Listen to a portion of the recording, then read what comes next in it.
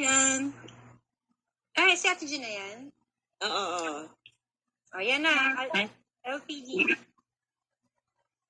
Need Ay, marinig. may... Need mo kasi. At jeans, aliman niya. Akit. Sana. Dito na nga ako. Ano bang gusto nyo? Ano nga yung una? Dalawa daw yung gusto niyang marinig. Ano yung una yung question niya? Galing, babasahin ko.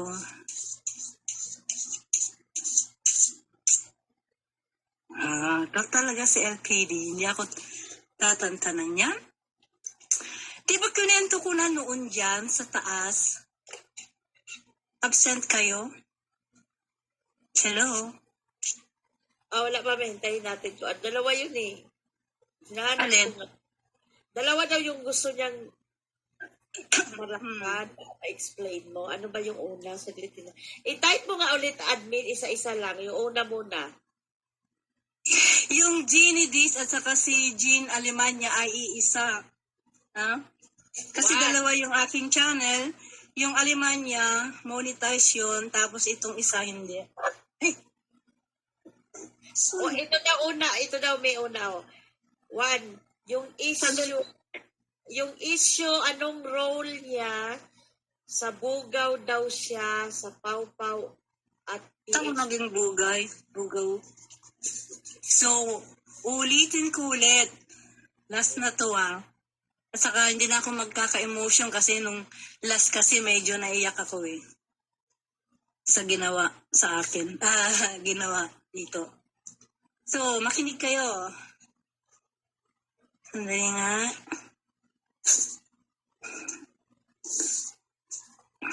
Sandali, basahin ko muna.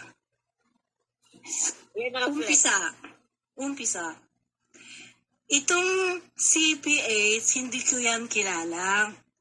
Tapos, mayroong time na yung kakilala ko, sabi niya sa akin, Mami, doon sa isang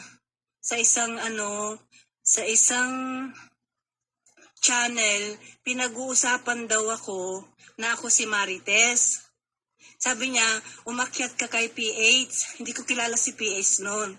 Tapos naisip ko, nag-ano na lang ako noon, nagko-comment. Sabi ko, kung ano yung, di ba napapansin nyo, kahit mayroong nagbaba siya sa akin sa baba, hindi ko pinapansin. Kasi mga ano lang naman yan mga dami. Magpakilala ka sa akin, papatulang kita.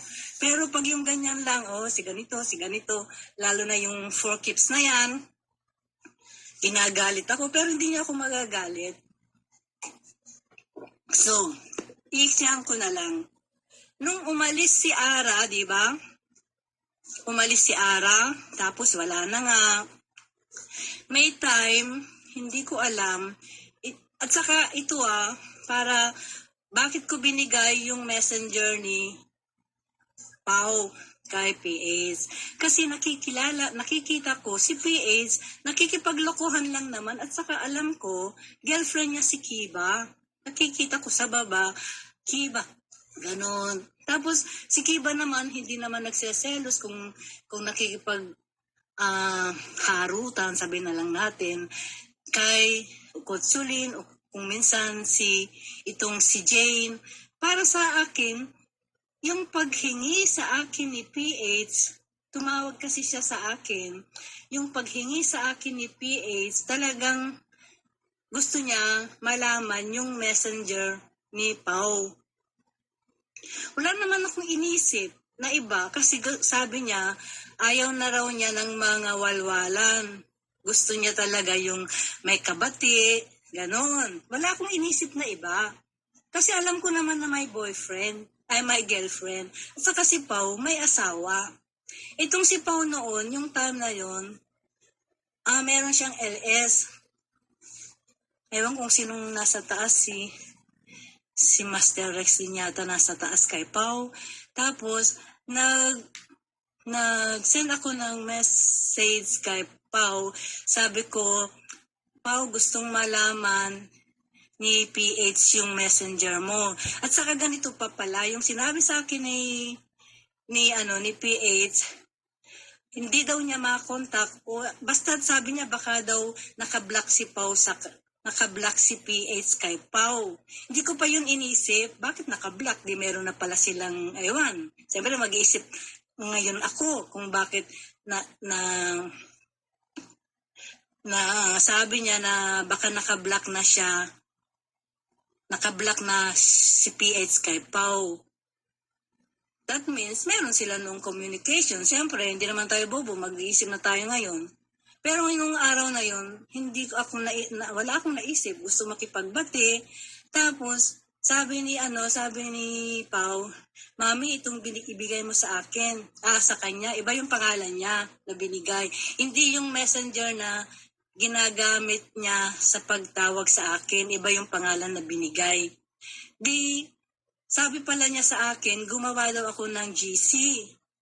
Sinusubukan kong gumawa ng GC at saka dito madaling araw at saka hindi ako marunong gumawa ng GC. Tapos, nagme-message na siya na naman sa akin, ano na, Mami? Tapos sabi ko, ibigay ko na nga lang yung messenger mo, kayo na lang mag-usap. Di wala na. Parang kinabukasan, okay, nag-usap na raw sila. Pero sabi niya sa akin, pero Mami, kay ang dami niyang ginawa sa akin, binalahura daw siya noon. Pero hindi ko pa kilala si PS nung binabalahura siya, hindi ko kilala. Hindi ko nga kilala yung PS na yan eh. Tapos, mula nung binigay ko, wala na. Hindi man lang sinabi, nag-usap na kami, ganun. Wala na, kinalimutan na ako.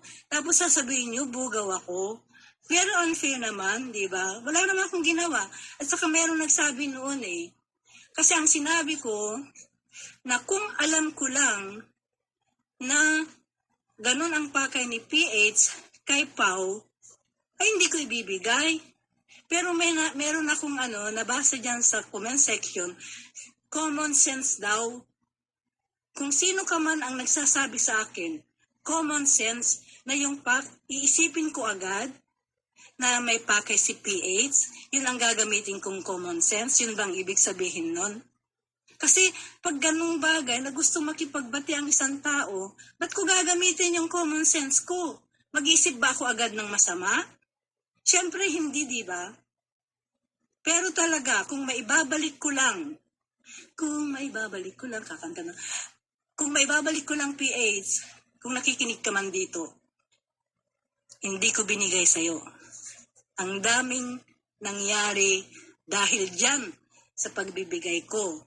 Pero syempre, siguro kung hindi ko binigay, iba siguro ang